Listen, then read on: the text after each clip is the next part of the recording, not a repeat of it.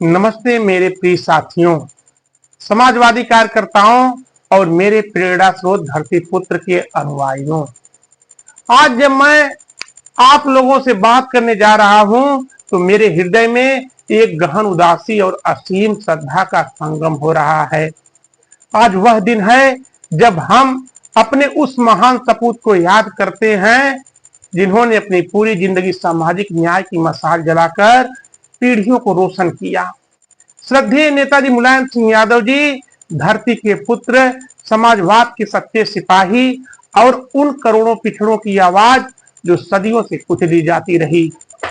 आपका जन्म 22 नवंबर 1939 को उत्तर प्रदेश के सैफई गांव में एक साधारण परिवार, किसान परिवार में हुआ था, जहां मिट्टी की सौंधी खुशबू और खेतों की मेहनत ने आपको वह ताकत दी जो बाद में पूरे देश को हिला दिया।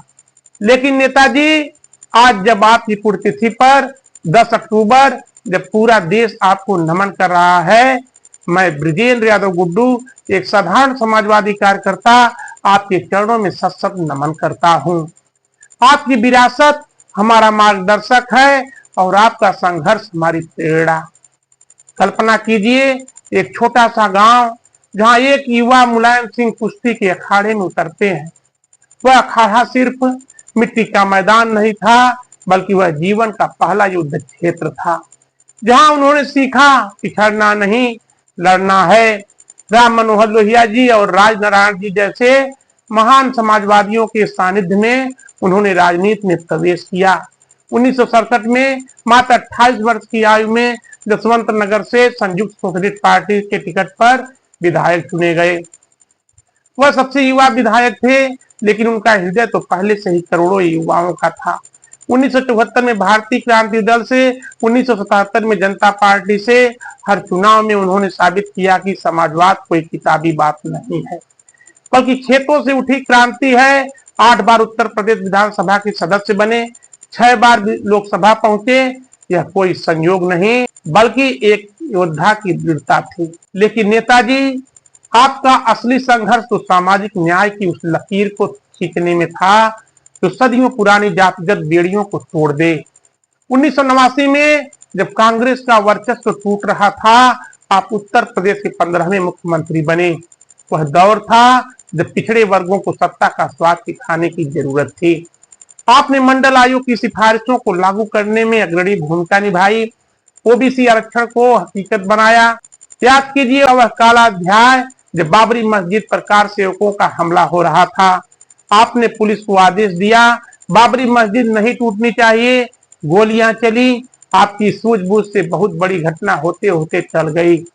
विरोधियों ने आपको मौलाना मुलायम कहा, लेकिन यह अपमान नहीं, सम्मान था, क्योंकि आपने साबित किया कि समाजवाद हिंदू मुस्लिम भाईचारे का प्रतीक है। कांग्रेस ने समर्थन वापस लिया, सरकार गिरी, लेकिन आपका संकल्प नहीं डगमगाया।